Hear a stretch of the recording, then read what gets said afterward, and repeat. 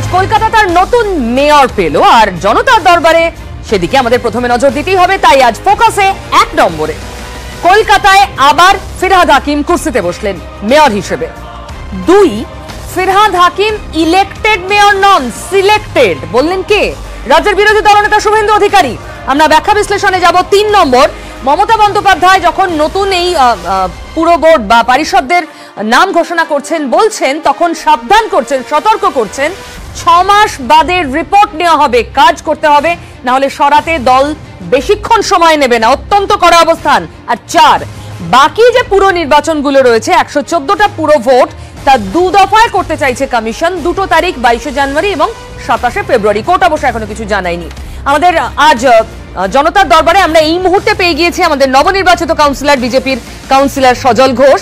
50 নম্বর word থেকে তিনি fight করে জিতেছেন। আমার সঙ্গে রয়েছেন সায়ন বন্দ্যোপাধ্যায়, সিপিআইএম নেতা। এছাড়াও আমার সঙ্গে আজ বাইরে থেকে যারা রয়েছেন, আরো এক কাউন্সিলর আমাদের সঙ্গে, অতীন ঘোষ, ডেপুটি মেয়র আজ আমাদের সঙ্গে রয়েছেন। স্বাগত আপনাকে অতীন বাবু জনতার দরবারে নিউজ 18 বাংলায়। এবং রয়েছেন বিশ্লেষক শুভময় মৈত্র, বৈশ্বনাথ চট্টোপাধ্যায়, মেয়র পরিষদ এবং নবনির্বাচিত কাউন্সিলর আমাদের সঙ্গে থাকবেন। অতীন বাবু, আমি এক্ষুনি আসছি আপনার কাছে। আমরা একবার দেখে নেব ফিরহাদ হাকিম যেভাবে আজ ঘোষণা হলো মহারাষ্ট্র নিবাসে, তিনি আবার মসনদে। কলকাতা পৌরসভার দলনেতা হিসেবে দলের তরফ থেকে আমরা ফিরহাদ হাকিমের নাম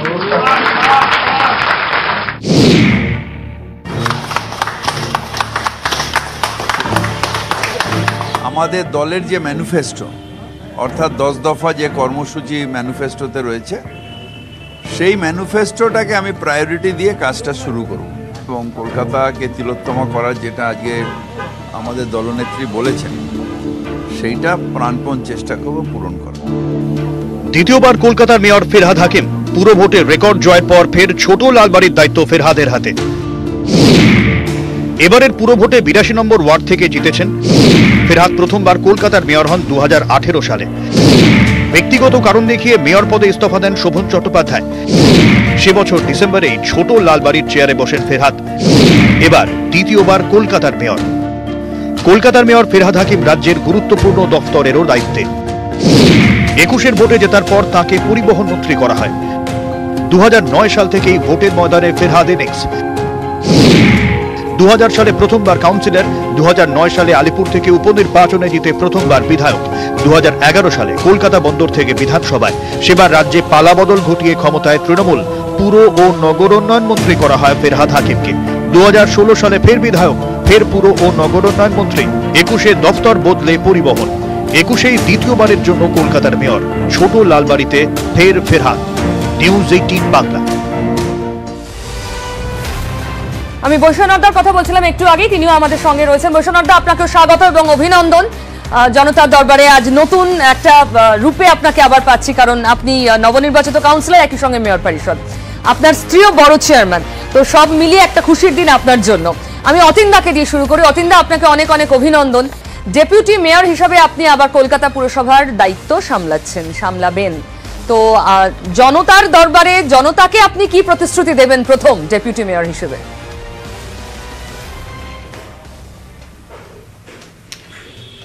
আমি এটাই জনতার কাছে বলবো যে আমাদের মাননীয় মুখ্যমন্ত্রী আর আমাদের দলের নেত্রী শ্রীমতী মমতা ব্যানার্জি আমাদের দিক নির্দেশ করে দিয়েছেন যে প্রথম কথা হচ্ছে যে দৈনন্দিন পরিষেবা বজায় রাখতে কাউন্সিলরদের পথে নামতে হবে।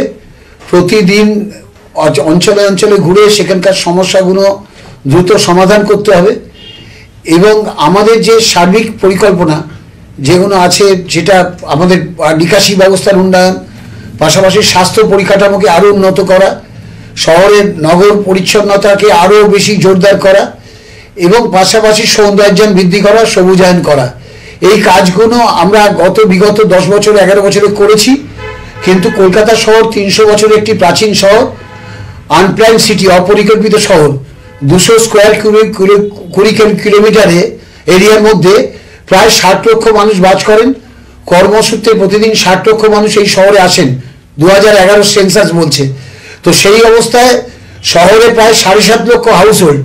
এইরকম ঘনবসতিপূর্ণ শহরে পরিষেবা প্রতিনিয়ত চলবে, অর্থাৎ সমস্যার সমাধান হবে, আবার সমস্যা হবে তার সমাধান করতে হবে, এটাই কাজটা প্রতিনিয়ত চলবে। যেহেতু এটা একটা প্রাচীন শহর, অপরিকল্পিত শহর।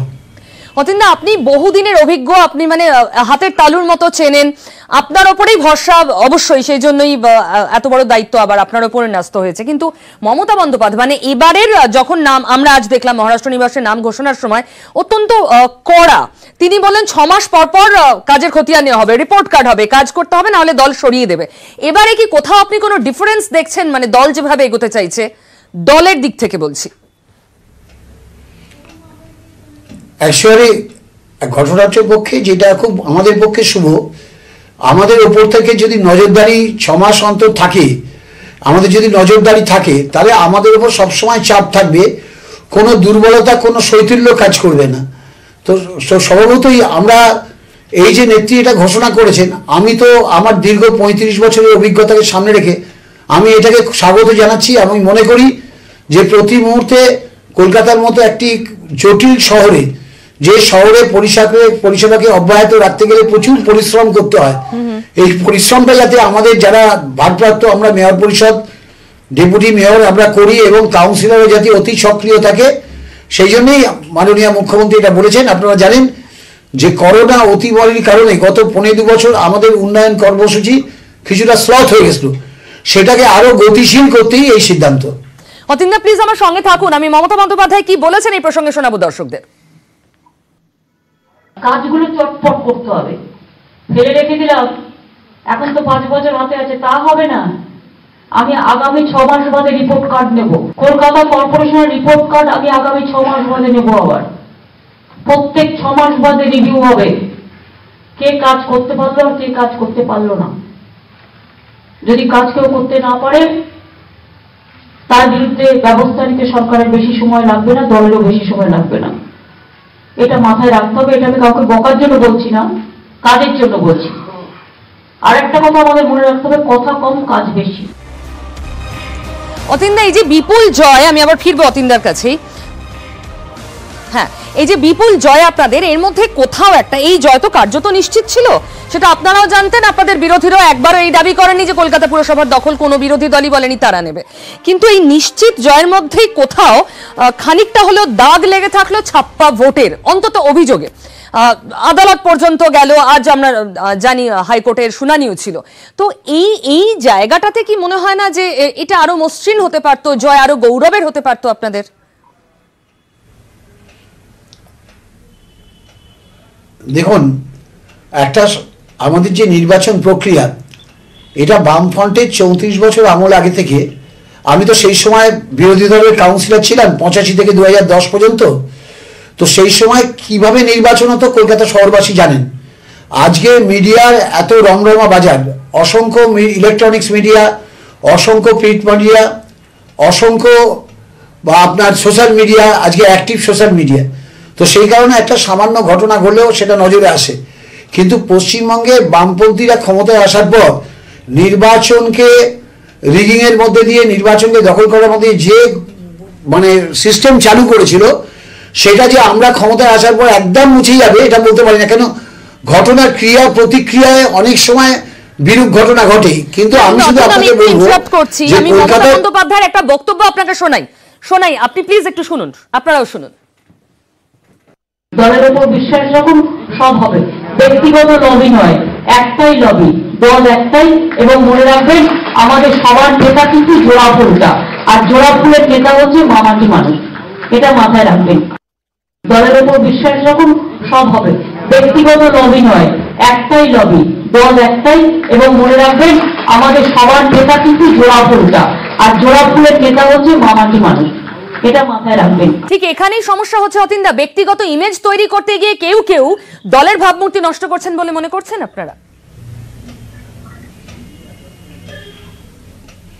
দেখুন, আমি একটা কথা বলতে যাচ্ছিলাম, যাই হোক আপনি মধ্যিখানে বললেন যে কলকাতায় এবারে যে নির্বাচন হয়েছে পৌরসভার 144টা ওয়ার্ডে, সেখানে 5050টার মতো বুথ আছে। আপনি আমাকে বলুন যে বিরোধীরা স্পেসিফিক 25টা বুথের উদাহরণ দিতে পেরেছে? ইলেকশন কমিশনে 25টা কমপ্লেন জমা পড়েছে স্পেসিফিক ডকুমেন্টস দিয়ে যে এই বুথগুলো রিগিং হয়েছে। দেখুন, টোটাল যে স্ট্রেন্থ, বুথের স্ট্রেন্থ, তাতে 1% ঘটনা বিচ্ছিন্নভাবে ঘটতে পারে, সব জায়গায় ঘটে এবং এটা ঘটা উচিত নয়। সেটা নিশ্চয়ই আমাদের দল আরো ভালো করে দেখবে যে কঠিন আগামী দিনে। কিন্তু বলার মতো এমন কোনো ঘটনা ঘটেনি, ঘটেছে কয়েকটা, কিন্তু সেটা যদি 5050 বুথের মধ্যে দেখেন তাহলে 1%ও পৌঁছবে না। হ্যাঁ, কিন্তু সেটাও তো কাঙ্ক্ষিত নয়, মানে এটা এলিমিনেট করাই নিশ্চয়ই আপনাদের লক্ষ্য। না না, একদমই কাঙ্ক্ষিত নয়, না না একদমই কাঙ্ক্ষিত নয়, কিন্তু ঘটনা কিছু ঘটেছে, কিন্তু সেটা উল্লেখ করার মতো বিরাট বড় ঘটনা নয়। 99%-এর বেশি আমরা স্বাভাবিক ভোট হয়েছে। আর একটা কথা হচ্ছে যে বিরোধীরা পশ্চিমবাংলায়, কলকাতায় বিরোধীরা রাজনৈতিকভাবে নিজেদের অস্তিত্ব জাহির করতে পারেননি। আমরাও তো বিরোধী দলে ছিলাম এবং দীর্ঘদিন কাউন্সিলরের মধ্যে আমি দীর্ঘদিন বিরোধী দলেই নির্বাচিত হয়েছি। কখন আমরা তো রক্তাক্ত হয়েছি, আমাদের বাড়ি আক্রান্ত হয়েছে, পুলিশ ভোটের দিন ক্যাম্প ভেঙে দেওয়া হয়েছে, কলকাতা শহরে মাল্টি স্টোরের বাড়িতে তালা লাগিয়ে দেওয়া হয়েছে। 90 সালে এই ঘটনাগুলো তো ঘটেছিল, তখন মিডিয়া খুব অল্প ছিল, কিন্তু তার মধ্যেও ঘটনাগুলো হাইলাইটেড হয়েছিল। এরকম ঘটনা তো কলকাতায় ঘটেনি যে মাল্টি স্টোরের বিল্ডিংয়ে তালা লাগিয়ে দেওয়া হয়েছে, বুথ দখল করা হয়েছে, বিরোধীদের ক্যাম্প ভেঙে দেওয়া হয়েছে, এরকম ঘটনা তো ঘটেনি। তালার প্রশ্নে বিরোধীরা এক্ষুনি বলবে এমএলএ হস্টেলের কথা, সেখানে তালা লাগিয়ে ভোট হচ্ছে। নিশ্চয়ই কাঙ্ক্ষিত নয়।